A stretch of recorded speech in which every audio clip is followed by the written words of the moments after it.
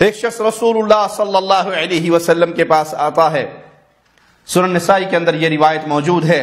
4086 number. پیارے نبی صلی اللہ علیہ وسلم کے پاس حاضر ہو کر کہتا ہے کہ ایک شخص میرا مال چھیننا چاہتا ہے تو میں کیا کروں؟ آپ نے فرمایا ذکرہ باللہ، جو تیرا مال چھیننا چاہتا ہے اس کو اللہ کی یاد دلواؤ، اسے رب کا ڈر، آخرت کے دن کا ڈر، قیامت کے دن کا ڈر۔ لوگوں نے اس کو فن سمجھ لیا ہے، کسی کا مال دبانا، کسی کا قرض دبانا،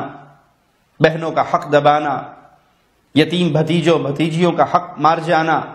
کمزوروں کا حق کھا جانا۔ ایسے شخص کو بڑے باکمال شخصیت کے روپ میں دیکھا جاتا ہے کہ یہ بڑا پہنچا ہوا ہے، اس کے ہاتھ بڑے لمبے ہیں، یہ جتنا مرضی بینکوں سے قرضہ لے کے معاف کروا لیتا ہے، یہ جتنا مرضی کھا لے ہڑپ کر جاتا ہے، اسے کوئی پوچھنے والا نہیں، اس کے تعلقات اتنے ہیں۔ اگر کسی ایسے شخص کو جانتے ہیں تو اس کو بتائیے ایک دن آنے والا ہے جب تمہارے ہاتھ میں درہم و دینار نہیں ہوں گے، ہاں سوال کرنے والے موجود ہوں گے، اس نے میرا مال کھایا، اس نے میرا حق دبایا، اور جواب ملے گا، جواب اس کو دو، اور وہ کہے گا کہاں سے دوں، آج تو کچھ بھی نہیں رہا، جو چھینا تھا، جو لوٹا تھا وہ تو وہیں رہ گیا۔ جواب ملے گا نیکیاں تو نے کی، ثواب اس کو ملے گا، اور نیکیاں بڑھتے بڑھتے انسان کلاش ہو جائے گا، فقیر ہو جائے گا، خالی ہو جائے گا۔ جواب ملے گا گناہ اس نے کیے جو تیرے سر پہ لاد دیے جائیں گے۔ تو سب سے پہلے مال چھیننے والے کو، ظلم کرنے والے کو اللہ کی یاد دلواؤ، نصیحت کرو، آخرت کی اور وعیدوں سے ڈراؤ، قیامت کے دن کی پکڑ سے ڈراؤ۔ اس نے کہا اگر وہ نصیحت نہ مانے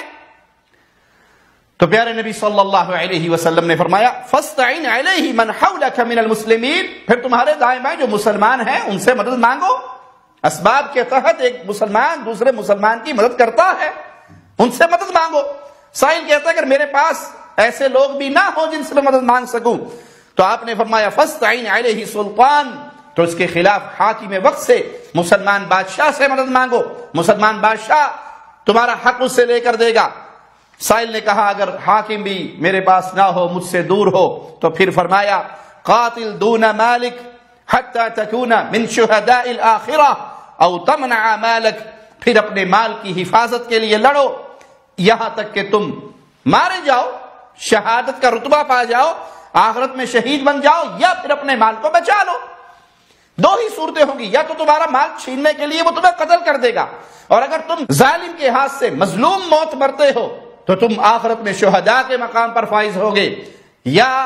تمہارے دفاع کرنے سے وہ مجرم ہٹ جائے گا اور تم اپنا مال بچا لو گے۔ دو ہی صورتیں ہیں۔ اگر مسلمانوں پر کہیں ظلم ہوتا ہے، ان کی عزت پہ حملے ہوتے ہیں، ان کے مال پہ حملے ہوتے ہیں، تو انہیں حق ہے کہ اپنا دفاع کریں، انہیں حق ہے کہ اس ظالم کو روکیں، مسلمانوں سے مدد لیں جو ان کے دائیں بائیں مسلمان رہتے ہیں۔ مسلمان نہیں رہتے پھر حاکم وقت سے سوال کرے، حاکم وقت بھی نہیں سنتا، مسلمان بھی پاس نہیں ہے، تو پھر جس پہ ظلم ہو رہا ہے وہ ظالم کو آگے بڑھ کے روکے، ظالم کا ہاتھ پکڑے، اور اس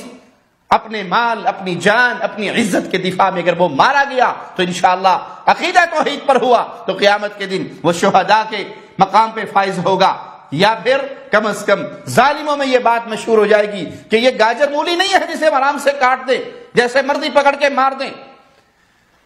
کبھی گائے کے نام پہ مار دیں اور کبھی مسلمان ہونے کے جرم میں مار دیں، نہیں، یہ آگے سے دفاع کرنا جانتے ہیں، اپنا ہاتھ اٹھانا جانتے ہیں،